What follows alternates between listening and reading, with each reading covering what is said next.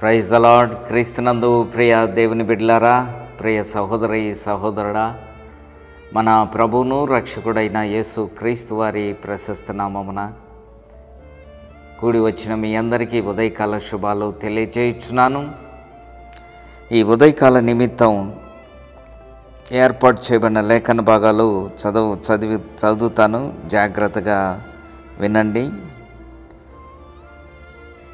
ఏమనగా రోమీలకు రాసిన పత్రిక 6వ అధ్యాయము, రోమీలకు రాసిన పత్రిక 6వ అధ్యాయము 6వ వచనాన్ని చదువుతాను, వినండి.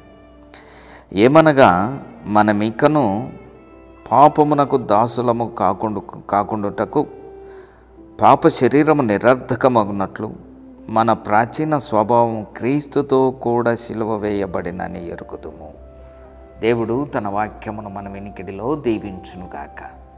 అపోస్తలుడైన పౌలు రోమీలకు రాసిన పత్రిక 6వ అధ్యాయములో ఒక అమూల్యమైన సత్యాన్ని మనకు తెలియచేస్తాడు. ఏమనగా మనమికను పాపమునకు దాసులము కాకుండుటకు పాప శరీరము నిరర్ధకమగునట్లు. పాప శరీరం, అవును ప్రియమైన దేవుని బిడ్డలారా, ఈ శరీరము పాపభూయిష్టమైనది. ఈ శరీరము రక్తమాంసములతో కూడిన ఈ శరీరము పాపభూయిష్టమైనది. ఈ శరీరము అన్నది, ఆత్మ అన్నది మన దేహములో మిళితమై ఉన్నాయి. ఆత్మ, శరీరము, ప్రాణము. కనుక ప్రియమైన దేవుని బిడ్డలారా, శరీరము కార్యములు వేరు, ఆత్మకార్యం, ఆత్మఫలము వేరు. అపోస్తలుడైన పౌలు గలతీ పత్రికలు అంటాడు కదా 5వ అధ్యాయంలో, శరీర కార్యములేమనగా కక్షలు, విభేదాలు, కార్పణ్యాలు, మతతత్వలు, అల్లరితో కూడిన ఆటపాటలు, వ్యభిచారము, జారత్వము, ఇవన్నీ శరీరము కార్యములు అని చెప్తాడు. అవును ప్రియమైన దేవుని బిడ్డలారా, ఈ పాప శరీరము అన్నది అపోస్తలుడైన పౌలు యొక్క వేదాంతం. ఈ శరీరము పాపముతో నిండి ఉన్నది. కనుక ప్రియ దేవుని బిడ్డలారా, ప్రియ విశ్వాసి, శరీర కార్యములు అన్నవి ఈలోక సంబంధమైనటువంటివి.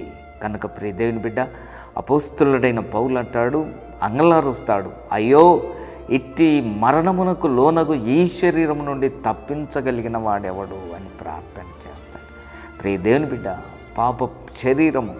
ఈ పాప శరీరం నిరర్ధకమగునట్లు ఇక్కడ అంటాడు, ప్రాచీన స్వభావము ఆయనతో కూడా సిలువ వేయబడినని మనం ఎరుగుదాం.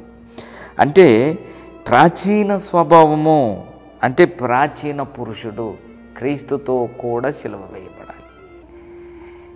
ఈరోజు వర్తమానం వింటున్న ప్రియ సహోదరి సహోదరుడా, అపోస్తలుడైన పౌలు అంటాడు, మన ప్రాచీన స్వభావము ఆయనతో కూడా సిలువ వేయబడినని.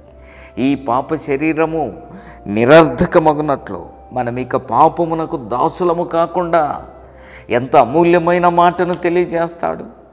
ప్రియ దేవుని బిడ్డ, ప్రాచీన స్వభావము అంటే ప్రాచీన ఆలోచన, పాత జీవితం, పాత ఆలోచన, పాత క్రియలు, సమస్తము క్రీస్తుతో కూడా అన్న మాట.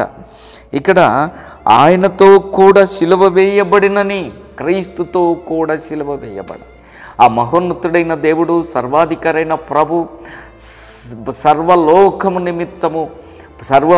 పాప నిమిత్తము ఆయన గొల్గొతా కొండ మీద సిలువ వేయబడ్డాడు. ఆ సిలువ గూర్చి ఆయనతో కూడా, క్రీస్తు లేనిదే మనకు రక్షణ లేదు, క్రీస్తు లేనిదే మనకు పాప క్షమాపణ లేదు, క్రీస్తు లేనిదే మనకు విమోచన లేదు, క్రీస్తు లేనిదే పరలోక రాజ్యము లేదు సుమా.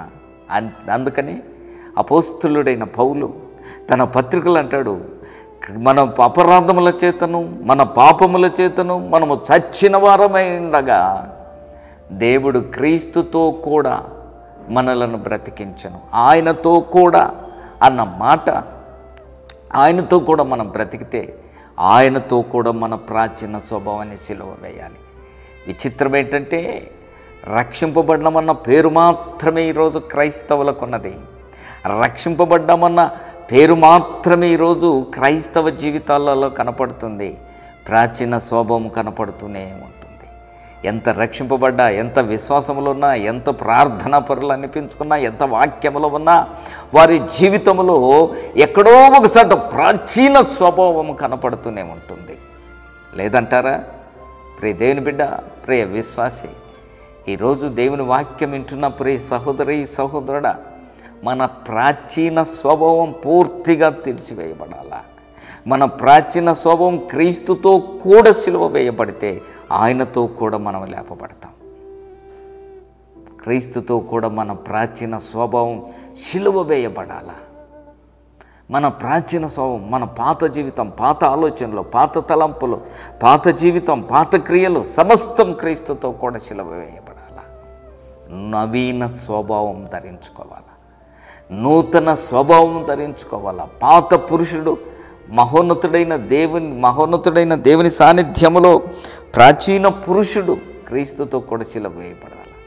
కనుక ప్రియ దేవుని బిడ్డ, ప్రియ విశ్వాసి, ఈరోజు వర్తమానం వింటున్న నీ జీవితంలో నీ ప్రాచీన స్వభావాన్ని క్రీస్తుతో కూడా సిలువ వేస్తావా? క్రీస్తుతో కూడా సిలువ వేశావా? అయితే మరలా పాత జీవితాన్ని నీ జీవితంలో ఎప్పుడు తొంగిచెయ్యకు. నవీన స్వభావాన్ని ధరించుకొని క్రీస్తు కొరకు జీవించు.